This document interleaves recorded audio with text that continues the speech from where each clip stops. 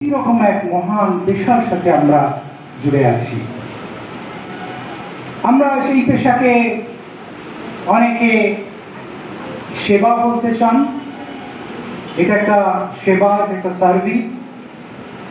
কেউ কেউ এটাকে একটা মহান পেশা বলতে চান। কিন্তু এই সেবা এবং মহৎ পেশার বাইরেও কারোর নিয়ত, কারোর ইন্টেনশন যদি এরকম হয় যে এই কাজের মাধ্যমে আমি নবপ্রজন্মকে গড়ে তুলব,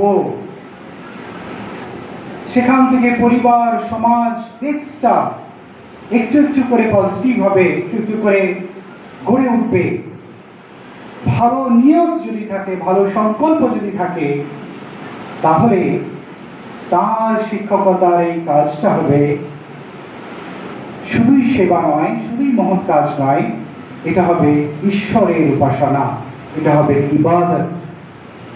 এটার মাধ্যমে আল্লাহ সন্তুষ্টি আদায় করা যাবে। সেই জন্য শিক্ষকতা শুধুই মহৎ পেশা নয়, শুধুই সেবা নয়, এটা একটা ইবাদত, যদি আমরা এটাকে সেই দৃষ্টিতে দেখতে পারি এবং ভাবতে পারি। সম্মানিত সুধী, এই শিক্ষকতার এই মহৎ যে কাজের যে ময়দান, যেখান থেকে প্রজন্ম গড়ে ওঠে এবং এই প্রজন্মই সমাজকে, দেশকে চালনা করে না?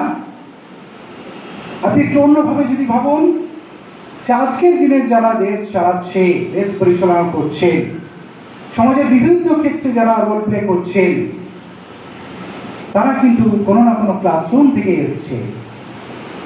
ফলে আজকের দিনেও যারা আপনার ক্লাসে বসে আছে, আমার সামনে যারা ক্লাসে বসে আছে, তারা কিন্তু ওই আগামী দিনে কেউ দেশের কোনো এক বিভাগের দায়িত্ব নেবে, কেউ রাজ্যের কোনো একটা দায়িত্ব নেবে, কেউ চিকিৎসার দায়িত্ব নেবে, কেউ বিভিন্ন ফিল্ডে, বিভিন্ন ক্যাপাসিটিতে এই সমাজটাকে তারা চালনা করবে, সমাজটাকে তারা গড়ে তুলবে, সমাজে রোল প্লে করবে, ভূমিকা পালন করবে। সেই জন্য এই মহৎ কর্মযজ্ঞের মধ্য দিয়ে যাতে একটা সুন্দর, সুস্থ সমাজ গড়ার দিকে এগিয়ে চলা যায়, সেই জন্যই all India ideal teachers association, আইটা, এই ভারতবর্ষের বুকে তৈরি হয়েছে। অনেক শিক্ষক সংগঠন রয়েছে, কিন্তু অন্য অনেক শিক্ষক সংগঠন তাদের, আপনাদের নিশ্চয়ই অবজারভেশন আছে, তাদের কাজের মূল ক্ষেত্রটা হচ্ছে শিক্ষকদের অধিকার, রাইটস নিয়ে, শিক্ষকদের প্রাপ্য নিয়ে তারা লড়াই করে। এটাও সেই কাজটা যে একেবারে করে না তা নয়, কিন্তু সেই লড়াই, সেই প্রাপ্তির সাথে সাথে শিক্ষকদের যে ডেভেলপমেন্ট, তাদেরকে জাতি, দেশ, সমাজ গড়ার জন্য, তাদেরকে আরো উপযোগী করে গড়ে তোলার জন্য, তাদের সার্বিক বিকাশ, হোলিস্টিক ডেভেলপমেন্টের ব্যাপারেও আইটা অনেক বেশি গুরুত্ব প্রদান করে। সেই জন্যই আপনারা খেয়াল করবেন যে আইটার যে পলিসি এবং প্রোগ্রাম, আপনারা অনেকেই পেয়েছেন 4 বছরের সেশন, এই 4 বছরের সেশনের সুচিন্তিত এবং সুনির্দিষ্ট পলিসি এবং প্রোগ্রাম রয়েছে। সেই পলিসি এবং প্রোগ্রামের প্রথম যে হেড, প্রথম যে সেকশন, সেইটাই হলো teachers duties, educational, professional and intellectual development. যখন কোনো শিক্ষক তিনি আইটার মেসেজ পাবেন, আইটার দাওয়াত তিনি পাবেন, তারপরে তিনি আইটার প্ল্যাটফর্মে আস্তে আস্তে আসবেন এবং যোগ দেবেন। তারপর থেকে সেই শিক্ষক বা সেই শিক্ষিকা যে ওভারঅল যে মান সেটা উন্নত থেকে উন্নততর হতে থাকবে। ক্রমশই তাকে মানে তার ডেভেলপমেন্ট, নিরন্তর ডেভেলপমেন্ট তার মধ্যে হতে থাকতে হবে। এবং এটা আদর্শ শিক্ষকের একটা অন্যতম প্রধান গুণাবলী এটা, যে একজন শিক্ষক, তিনি শিক্ষক মানে যে শেখা শেষ হয়ে গেছে তা নয়, তার শেখা চলতেই থাকে এবং প্রত্যেকেই আমরা কবর পর্যন্ত শিখতে থাকি। সুতরাং প্রত্যেক শিক্ষককে তার যে ডেভেলপমেন্টের ব্যাপারে, সেলফ ডেভেলপমেন্টের ব্যাপারে অনেক বেশি মনোযোগী হতে হবে। এটা অবশ্যই হতে হবে যে কোনো একজন শিক্ষক যখন আইটার প্ল্যাটফর্মে কাজ করবেন, তার যে অফিসিয়াল ডিউটিস, সেই ডিউটিসে তিনি আরো বেশি পারদর্শী হবেন। তিনি এই অফিসিয়াল ডিউটিসের মধ্যে অফিসিয়াল ডিউটিস গুলোকে বোঝানো হয়েছে।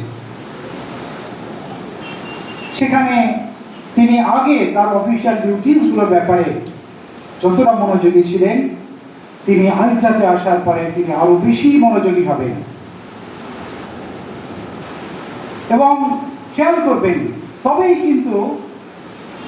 কিন্তু আইটার ব্যাপারে বাকি শিক্ষকদের কাছে একটা পজিটিভ মেসেজ যাবে যে না, আইটা এমন একটা সংগঠন, যেই সংগঠনে যখন শিক্ষক শিক্ষিকারা যোগদান করেন, তাদের যে দায়িত্ববোধ, তাদের যে অ্যাকাউন্টেবিলিটি, তাদের যে ডিফারেন্ট কোয়ালিটিস, ডিফারেন্ট স্কিল, এগুলো অনেক বেশি বাড়ছে, তারা আরো সুন্দর হচ্ছে। এই ডেভেলপমেন্টটা হতে হবে এবং সেটা হতে লাগবে। সেই সঙ্গে সঙ্গে বিভিন্ন বিষয়ের ডেভেলপমেন্ট, এডুকেশনাল ডেভেলপমেন্ট, যার শিক্ষাগত যোগ্যতা যতটা আছে সেটাকে আরো বাড়িয়ে নিতে হবে। এই শিক্ষাগত যোগ্যতার একটা ফর্মাল সিস্টেমে ডিগ্রি কোর্সগুলো আছে, বিভিন্ন ব্যাচেলার্স এবং মাস্টার্স ডিগ্রি কোর্সেস, বিভিন্ন সার্টিফিকেট কোর্সেস রয়েছে, পোস্ট গ্রাজুয়েট ডিপ্লোমা রয়েছে।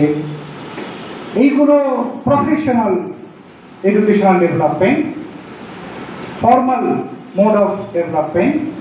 কিন্তু এর সাথে সাথে ইন্টারেস্ট নিয়ে, আগ্রহ সহকারে যদি পড়াশোনা করা যায়, ওই কোর্সগুলো যদি আগ্রহ সহকারে করা যায়, তাহলেই কিন্তু অ্যাকচুয়াল লার্নিং, অ্যাকচুয়াল ডেভেলপমেন্টটা হবে। সেই জন্য শিক্ষাগত যোগ্যতা, বিশেষ করে যারা ইয়াং টিচার্স রয়েছেন, আপনারা আপনাদের শিক্ষাগত যোগ্যতাকে আরো বাড়িয়ে নেবেন। যারা গ্র্যাজুয়েট আছেন, যারা পোস্ট গ্র্যাজুয়েট করবেন, যারা পোস্ট গ্র্যাজুয়েট আছেন, তারা আরো ফার্দার স্টাডি, আরো জ্ঞানের গভীরতায় পৌঁছানোর জন্য আপনাদের প্রচেষ্টা চালাতে হবে। তারপরে হচ্ছে প্রফেশনাল ডেভেলপমেন্ট, যে প্রফেশনে আমরা রয়েছি, এবং সেই প্রফেশনেরও অনেক ভাগ রয়েছে, অনেক বিষয় আছে। বিভিন্ন সাবজেক্টের এক একটা সাবজেক্টের টিচার, প্রত্যেকেরই একটা এরিয়া অফ এক্সপার্টিস থাকে, ফিল্ডস অফ ইন্টারেস্ট থাকে। সেই এক্সপার্টিস এরিয়াগুলোতে কিংবা সেই আগ্রহের যে ক্ষেত্রগুলো, সেই ক্ষেত্রগুলোতে আরো বেশি দখল, আরো বেশি পাণ্ডিত্য, আরো বেশি যে এক্সপার্টিস, সেগুলোকে অর্জন করতে হবে। আপনি যদি ইতিহাসের শিক্ষক হন, তাহলে ইতিহাসের উপর আপনার একটা কমেন্ট থাকতে হবে। ইতিহাসের উপর আপনার অধ্যয়ন, আপনার স্টাডি এতটা বেশি হতে লাগবে যে আপনি ইতিহাসের একটা ভালো শিক্ষক হিসেবে আপনি পরিচিত হবেন। আপনি স্কুলের মধ্যে হতে পারেন, স্থানীয়ভাবে হতে পারেন, জেলা পর্যায়ে হতে পারেন, পরবর্তীতে আরো বড় পর্যায়ে ভালো শিক্ষক হতে হবে। এইভাবে যে বিষয়েরই হন না কেন, সেই বিষয়ের এক একজন পারদর্শী শিক্ষক হতে হবে। এবং এই পারদর্শিতা কিভাবে অর্জন হতে পারে, আপনারা সবাই ম্যাচিওর শিক্ষক শিক্ষিকা রয়েছেন, আপনারা নিশ্চয়ই জানেন যে কিভাবে সেই ক্ষেত্রে আরো বেশি উন্নয়ন করা যেতে পারে, আপনারা নিশ্চয়ই সেগুলো জানবেন। সেই সাথে সাথে ইন্টেলেকচুয়াল ডেভেলপমেন্ট, বুদ্ধিবৃত্তিক উন্নয়ন, শিক্ষা এবং পেশাদারিত্বের সাথে সাথে ওভারঅল যে ডেভেলপমেন্ট, তার জন্য আমাদের অনেক বেশি ইন্টেলেকচুয়ালি সাউন্ড হতে লাগবে, বুদ্ধিবৃত্তিকভাবে আমাদের অনেক বেশি মজবুত হতে লাগবে। আপনারা দেখবেন যে ন্যাশনাল এডুকেশন পলিসি থেকে শুরু করে শিক্ষার ময়দানে যখনই আলোচনা হয়, সেখানে হোলিস্টিক এডুকেশন এই কনসেপ্টটা অনেক বেশি এখন আলোচিত হচ্ছে। এই হোলিস্টিক এডুকেশনের অর্থ হচ্ছে যে শুধুই ইনফরমেশন, তথ্য পরিবেশন করা নয়, শুধুই একটা স্টুডেন্টকে কোনো সাবজেক্ট সম্পর্কে পারদর্শী করে গড়ে তোলা নয়, বরং সেই স্টুডেন্টের চিন্তা, চেতনা, ভাবনা, তার যে অলরাউন্ড ডেভেলপমেন্ট, তার সুস্থ মন এবং সুস্থ ভাবনা, কালেকটিভ ওয়েলবিং এর চিন্তা ভাবনা, সব দিক থেকে সার্বিক বিকাশের এই যে ডেভেলপমেন্ট, এইটা যদি করতে হয়, তাহলে এটা বিশেষ প্রয়োজন সেটা হচ্ছে যে আমাদের বুদ্ধিবৃত্তিকভাবে ইন্টেলেকচুয়ালি অনেক বেশি সাউন্ড হতে হবে। এর জন্য অনেক পড়াশোনা করতে হবে, সাবজেক্টের বাইরেও আমাদেরকে অনেক পড়াশোনা করতে হবে। সেখানে ওহির জ্ঞান থেকে শুরু করে রিভিল নলেজ, যে জ্ঞান মানুষের কাছে নেই, যে জ্ঞান মহান সৃষ্টিকর্তার পক্ষ থেকে এসছে, সেই জ্ঞান যেগুলো স্ক্রিপচার আকারে কিতাবের মধ্য দিয়ে এসছে আমাদের কাছে, সেই জ্ঞানগুলো আহরণ করতে হবে। এই বুদ্ধিবৃত্তিক চর্চার জন্য নবী এবং রসুল বিভিন্ন যুগে এসছেন, এবং সর্বশেষ নবী রসুল সর্বশ্রেষ্ঠ শিক্ষক হিসেবে যাকে আমরা দেখতে পারি, সেই হযরত মুহাম্মদ মুস্তাফা সাল্লাল্লাহু আলাইহি ওয়াসাল্লামের জীবন সম্পর্কে ভালো করে অধ্যয়ন করতে হবে। তারপরে জ্ঞানের যত দিক এবং বিভাগ আছে, তার history of science, history of history, এইগুলো অধ্যয়ন করতে লাগবে। কিভাবে সারা পৃথিবী তৈরি হয়েছে, কিভাবে জনবিন্যাস এসেছে, কিভাবে এই পৃথিবীর ডাইনামিক্স কেমন, এইগুলো নিয়ে পড়াশোনা করতে হবে। এবং এর জন্য